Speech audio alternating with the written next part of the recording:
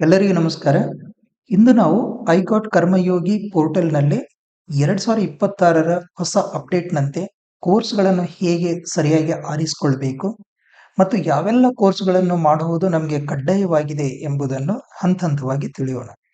ಅಷ್ಟೇ ಅಲ್ಲದೆ ಕೋರ್ಸ್ ಮುಗಿದ ನಂತರ ಬರುವಂತ ಪ್ರಶ್ನಾವಳಿಗೆ ಗಳಿಗೆ ಹೇಗೆ ಸುಲಭವಾಗಿ ಉತ್ತರಿಸಿ ನಿಮ್ಮ ಸರ್ಟಿಫಿಕೇಟ್ ಡೌನ್ಲೋಡ್ ಮಾಡಿಕೊಳ್ಳಬಹುದು ಎಂಬುದನ್ನು ಕೂಡ ಈ ವಿಡಿಯೋದಲ್ಲಿ ನಾವು ಚರ್ಚೆ ಮಾಡ್ತೀವಿ. ವಿಡಿಯೋವನ್ನು ಪೂರ್ತಿಯಾಗಿ ನೋಡಿ. ಈ ಕರ್ ಈಗ ನಾವು ಕಡ್ಡಾಯವಾಗಿ ಮಾಡಬೇಕಾಗಿರುವಂತಹ ಕೋರ್ಸ್‌ಗಳಲ್ಲಿ 3+1 ಅಂದ್ರೆ ಈ 1ನೇದು, 2, 3 ಅಂತ ಏನ್ ಹೇಳಿದೀವಿ. ಇದರಲ್ಲಿ ಮೊದಲನೇದು ಯಾವುದು ಅಂತಂದ್ರೆ ಕರ್ನಾಟಕ ಸಿವಿಲ್ ಸೇವಾ ರಜಾ ನಿಯಮಗಳು. 2ನೇ ಪ್ರಮುಖವಾದಂತಹ ಕೋರ್ಸ್ ಕರ್ನಾಟಕ ನಾಗರಿಕ ಸೇವಾ ನಡತೆ ನಿಯಮಗಳು 2021. 3ನೇ ಕಡ್ಡಾಯ ಕೋರ್ಸ್ ಕರ್ನಾಟಕ ನಾಗರಿಕ ಸೇವಾ ವರ್ಗೀಕರಣ ನಿಯಂತ್ರಣ ಮತ್ತು ಮೇಲ್ಮನವಿ ನಿಯಮಗಳು 1957. ಇದರೊಂದಿಗೆ ಒಂದು ಎಐ ಕೋರ್ಸ್ ಅನ್ನು ನಾವು ಕಡ್ಡಾಯವಾಗಿ ಮಾಡಬೇಕು. ಅದು ಕೃತಕ ಬುದ್ಧಿಮತ್ತೆ ಸಂಬಂಧಿಸಿದಂತೆ ಮೂಲಭೂತ ಅಂಶಗಳಿಗೆ ಸಂಬಂಧಿಸಿರುವಂತಹ ಒಂದು ಕೋರ್ಸ್ ಅನ್ನು ಮಾಡಬೇಕು. ಅದಕ್ಕೆ ಸಂಬಂಧಪಟ್ಟಿರುವಂತ ರೆಕಮೆಂಡೆಡ್ ಕೋರ್ಸ್‌ಗಳು ಅದರೊಂದಿಗೆ ಕನ್ನಡ ಕೋರ್ಸ್‌ಗಳನ್ನು ಸಹ ನಾವು ಮಾಡಬೇಕಾಗಿದೆ. ಕನ್ನಡ ಕೋರ್ಸ್‌ಗೆ ಸಂಬಂಧಪಟ್ಟಿರುವಂತ ಲಿಂಕ್‌ಗಳು ಸಹ ಇದರಲ್ಲಿದೆ. ಇಷ್ಟು 7 ಕೋರ್ಸ್‌ಗಳದಾವ. ಇದರಲ್ಲಿ ಒಂದು ಕೋರ್ಸ್ ಅನ್ನು ನಾವು ಆಯ್ಕೆ ಮಾಡ್ಕೊಂಡು ಮಾಡಬೇಕಾಗಿದೆ. ಇನ್ನು ಎಐಗೆ ಸಂಬಂಧಪಟ್ಟಿರುವಂತ ಒಂದು ಕೋರ್ಸ್ ಅನ್ನು ನಾವು ಕಂಪ್ಲೀಟ್ ಆಗಿ ಮಾಡ್ಬೇಕಂತ ಹೇಳಿದೀವಲ್ಲ, ಇದರಲ್ಲಿ ಇಷ್ಟು ಎಐ ಕೋರ್ಸ್‌ಗಳಿದ್ದಾವೆ. ಇದರಲ್ಲಿ ಯಾವುದಾದರೂ ಮಿನಿಮಮ್ ಒಂದು ಕೋರ್ಸ್ ಅನ್ನು ನಾವು ಮಾಡಬೇಕು. 3 ಕೋರ್ಸ್‌ಗಳನ್ನು ಕಂಪ್ಲೀಟ್ ಮಾಡಿದೀವಿ ಇದರಲ್ಲಿ ಅಂದ್ರೆ ಎಐನಲ್ಲಿ 3 ಕೋರ್ಸ್ ಅನ್ನು ಕಂಪ್ಲೀಟ್ ಮಾಡಿದೀವಿ ಅಂತಂದ್ರೆ ಎಐ ದಕ್ಷ ಅನ್ನುವಂತ ಬ್ಯಾಡ್ಜ್ ನಮ್ದಾಗತ್ತೆ. ಇದರೊಂದಿಗೆ ಹೇಗೆ ನಾವು ಕೋರ್ಸ್ ಅನ್ನು ಆಯ್ಕೆ ಮಾಡ್ಕೊಳ್ಬೇಕು ಅಂತ ನೋಡ್ತೀವಿ. ಈಗ ಫಸ್ಟ್ ನಾವು ಐಗಾಟ್ ಕರ್ಮಯೋಗಿ ಪೋರ್ಟಲ್‌ಗೆ ನಾವು ಲಾಗಿನ್ ಆಗ್ತೀವಿ. ಹೇಗೆ ಲಾಗಿನ್ ಆಗ್ಬೇಕು ಅಂತ ಹೇಳಿ ನಾನು ಮೊದಲನೇ ವಿಡಿಯೋದಲ್ಲಿ ತಿಳಿಸಿಕೊಟ್ಟಿದ್ದೀನಿ. ದಯವಿಟ್ಟು ಆ ವಿಡಿಯೋನ ಗಮನಿಸಿ. ಇದರಲ್ಲಿ ಫಸ್ಟ್ ನಾವು ಲಾಗಿನ್ ಆದ ನಂತರ ಎಕ್ಸ್‌ಪ್ಲೋರ್ ಕಾಂಟೆಂಟ್ ಅಂತ ಹೇಳಿ ಇದೆ. ಎಕ್ಸ್‌ಪ್ಲೋರ್ ಕಾಂಟೆಂಟ್ ಕ್ಲಿಕ್ ಮಾಡ್ತೀವಿ. ಎಕ್ಸ್‌ಪ್ಲೋರ್ ಕಾಂಟೆಂಟ್ ಕ್ಲಿಕ್ ಮಾಡಿದ ನಂತರ ಇಲ್ಲಿ ಸರ್ಚ್ ಬಾರ್‌ನಲ್ಲಿ ನಾವು ಯಾವ ಕೋರ್ಸ್ ಅನ್ನು ನಾವು ಆಯ್ಕೆ ಮಾಡ್ಕೊಳ್ತಾ ಇದ್ದೀವಿ ಆ ನೇಮ್ ಅನ್ನು ಇದರಲ್ಲಿ ಹಾಕಬೇಕು. ಇದಕ್ಕೆ ಸಂಬಂಧಪಟ್ಟಿರುವಂತ 4 ಕೋರ್ಸಿನ ಲಿಂಕ್‌ಗಳು ಮತ್ತು ಅದನ್ನು ನಾನು ಡಿಸ್ಕ್ರಿಪ್ಷನ್ ಬಾಕ್ಸ್‌ನಲ್ಲಿ ಹಾಕ್ತೀನಿ. ಅದನ್ನು ಗಮನಿಸಿ. ಕರ್ನಾಟಕ ನಾಗರಿಕ ಸೇವಾ ನಡತೆ ನಿಯಮಗಳು 2021 ಅಂತ ಹೇಳಿ ಈ ಕೋರ್ಸ್ ಅನ್ನು ನಾನೀಗ ಎನ್ರೋಲ್ ಆಗ್ಬೇಕಾಗಿದೆ. ಇದನ್ನ ಇಷ್ಟು ಟೈಪ್ ಮಾಡಿ ಸರ್ಚ್ ಅಂತ ಕೊಡ್ತೀವಿ. ಇದನ್ನ ಕ್ಲಿಕ್ ಮಾಡಿದ್ಮೇಲೆ ಇಲ್ಲಿ ಎನ್ರೋಲ್ ಅಂತ ಹೇಳಿ ಇದೆ. ಎನ್ರೋಲ್ ಅಂತ ಕ್ಲಿಕ್ ಮಾಡ್ತೀವಿ. ಎನ್ರೋಲ್ ಅಂತ ಕ್ಲಿಕ್ ಮಾಡಿದ್ಮೇಲೆ ನಾವು ಇದಕ್ಕೆ ಸಂಬಂಧಪಟ್ಟಿರುವಂತ ವಿಡಿಯೋಗೆ ನಾವೇನಂತಂದ್ರೆ ಲಾಗಿನ್ ಆಗಿಬಿಡ್ತೀವಿ. ಇಲ್ಲಿ ಇದಕ್ಕೆ ಸಂಬಂಧಪಟ್ಟಿರುವಂತ ಎಷ್ಟು 3 ವಿಡಿಯೋಗಳದಾವ. ಇದರಲ್ಲಿ ಎಷ್ಟು ಅದರ ಡ್ಯೂರೇಷನ್ ಏನಿದೆ ಅನ್ನೋದನ್ನು ಸಹ ಇದರಲ್ಲಿ ಗೊತ್ತಾಗುತ್ತೆ. ದಯವಿಟ್ಟು ಇಲ್ಲಿ ಗಮನಿಸಬೇಕು. ಯಾವುದೇ ವಿಡಿಯೋಗಳನ್ನು ಸ್ಕಿಪ್ ಮಾಡಬಾರ್ದು. ಅದಕ್ಕೆ ಬಹಳ ಯೂಸ್‌ಫುಲ್ ಆಗಿರುವಂತ ಸರ್ಕಾರಿ ನೌಕರರಿಗೆ ಕಡ್ಡಾಯವಾಗಿ ಬೇಕಾಗಿರುವಂತ ಎಲ್ಲಾ ನೌಕರರು ತಿಳಿದುಕೊಳ್ಳಬೇಕಾಗಿರುವಂತ ವಿಡಿಯೋಗಳದಾವ.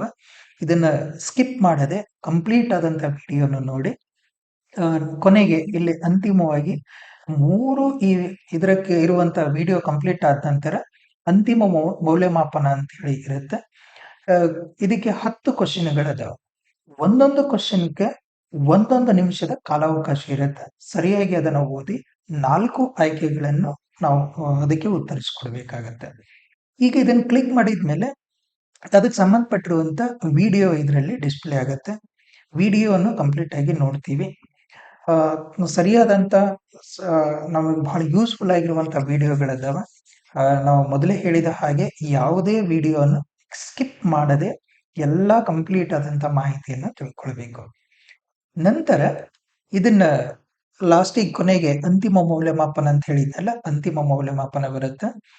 ಒಬ್ರಿಗೆ ಏನಂತಂದ್ರೆ 19 ಅಟೆಂಪ್ಟ್ಸ್ ಇರ್ತಾವ. ನಾವು ಆದಷ್ಟು ಮಟ್ಟಿಗೆ ಒಂದೆರಡು ಅಟೆಂಪ್ಟ್‌ನಲ್ಲೇ ಕ್ಲಿಯರ್ ಮಾಡ್ಕೊಂಡ್ರೆ ಚೆನ್ನಾಗಾಗತ್ತೆ.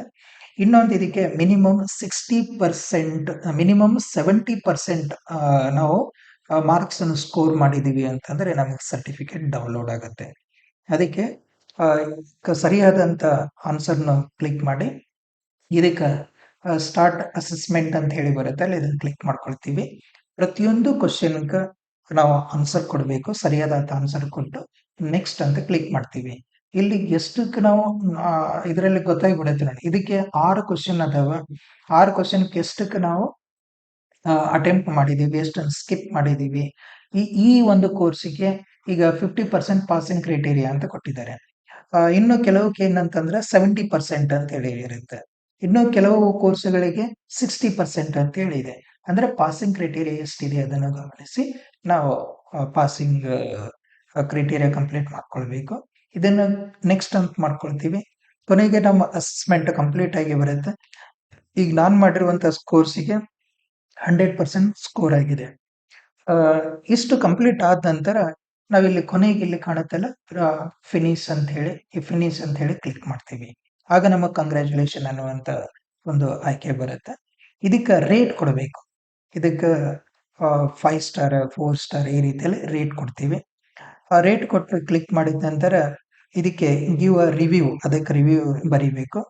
ನಂತರ recommend this course to your friend click ಮಾಡಿ ನಾವು ಸಬ್ಮಿಟ್ ಅಂತ ಕೊಡಬೇಕು. ಆಗ thank you for the feedback ಅಂತ ಹೇಳಿ ಬರುತ್ತೆ. ಇದನ್ನು ಕ್ಲೋಸ್ ಮಾಡ್ಕೊಳ್ತೀವಿ.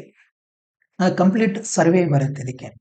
ಈಗ ಸರ್ವೇಕ್ಕೆ ನಾವು ಇದಕ್ಕೆ ಈ ಮಾಹಿತಿಯನ್ನು ಓದ್ಕೊಂಡು ಈಗ 1 ಅಂತಂದ್ರೆ ಸ್ಟ್ರಾಂಗ್ಲಿ ಡಿಸ್ಅಗ್ರಿ ಅಂತ ಹೇಳಿರುತ್ತೆ, 2 ಅಂತಂದ್ರೆ ಡಿಸ್ಅಗ್ರಿ ಅಂತ ಹೇಳಿರುತ್ತೆ, 3 ನ್ಯೂಟ್ರಲ್ ಇದೆ, 4 ಅಗ್ರಿ ಇದೆ, 5 ಸ್ಟ್ರಾಂಗ್ಲಿ ಅಗ್ರಿ ಅಂತ ಹೇಳಿ ಇದೆ. ಇದಕ್ಕೆ ಯಾವ್ದು ನಿಮ್ಗೆ ಸರಿಯಾದಿರುತ್ತೆ ಆ ಆಯ್ಕೆ ಮೇಲೆ ಈ ರೇಡಿಯೋ ಬಟನ್ ಮೇಲೆ ಕ್ಲಿಕ್ ಮಾಡ್ಕೊಂಡು ಅದಕ್ಕೆ ಸಂಬಂಧಪಟ್ಟಿರುವಂತ ಮಾಹಿತಿಯನ್ನು ತುಂಬಿಕೊಳ್ತೀವಿ. ಆಮೇಲೆ ಸೆಕ್ಷನ್ 2 ನಲ್ಲಿ ಸಜೆಷನ್ ಕೊಡ್ಬೇಕು ನಾವು. ಅದಕ್ಕೆ ಸಂಬಂಧಪಟ್ಟಿರುವಂತ ಇದಕ್ಕೆ ಇಲ್ಲಿ ಟೈಪ್ ಮಾಡಿ ಕೊನೆಗೆ ಸಬ್ಮಿಟ್ ಅಂತ ಹೇಳಿ ಕ್ಲಿಕ್ ಮಾಡ್ತೀವಿ. ಆಗ ಸರ್ವೆ ಸಬ್ಮಿಟೆಡ್ ಸಕ್ಸಸ್ಫುಲಿ ಅಂತ ಹೇಳಿದೆ. ರಿಟರ್ನ್ ಅಂತ ಹೇಳಿ ಇಲ್ಲಿ ಕ್ಲಿಕ್ ಮಾಡಬೇಕು. ಆಗ ನಮಗೆ ಈ ವಿಷಯಕ್ಕೆ ಸಂಬಂಧಪಟ್ಟಿರುವಂತ ಅಂದ್ರೆ ಈ ಕೋರ್ಸ್ಗೆ ಸಂಬಂಧಪಟ್ಟಿರುವಂತ ಸರ್ಟಿಫಿಕೇಟ್ ಇಲ್ಲಿ ಜನರೇಟ್ ಆಗುತ್ತೆ. ಅದು 5 ರಿಂದ 10 ನಿಮಿಷ ಆಗ್ಬಹುದು. ಸಾಮಾನ್ಯವಾಗಿ ಏನಂತಂದ್ರೆ 24 ಗಂಟೆ ಒಳಗೆ ಸರ್ಟಿಫಿಕೇಟ್ ಜನರೇಟ್ ಆಗುತ್ತೆ. ನನ್ನೆಲ್ಲ ಸರ್ಟಿಫಿಕೇಟ್‌ಗಳು 5 ರಿಂದ 10 ನಿಮಿಷದ ಒಳಗಡೆಗೆ ಜನರೇಟ್ ಆಗಿದ್ದಾವೆ. ಇದನ್ನು ಓಕೆ ಅಂತ ಕ್ಲಿಕ್ ಮಾಡ್ಕೊಳ್ಳೋಣ. ಸರ್ಟಿಫಿಕೇಟ್ ಈ ರೀತಿಯಲ್ಲಿ ಬರುತ್ತೆ. ಸಂಬಂಧಪಟ್ಟಿರುವಂತಹ ಸರ್ಟಿಫಿಕೇಟ್ ನಾವು ಡೌನ್ಲೋಡ್ ಮಾಡ್ಕೊಂಡು ನಾವು ಕೋರ್ಸ್ ಅನ್ನು ಮುಗಿಸ್ಕೊಳ್ಳೋದು. ವಿಡಿಯೋ ವೀಕ್ಷಣೆ ಮಾಡಿದ್ದಕ್ಕಾಗಿ ತಮಗೆಲ್ಲರಿಗೂ ಧನ್ಯವಾದಗಳು. ನಮಸ್ಕಾರ.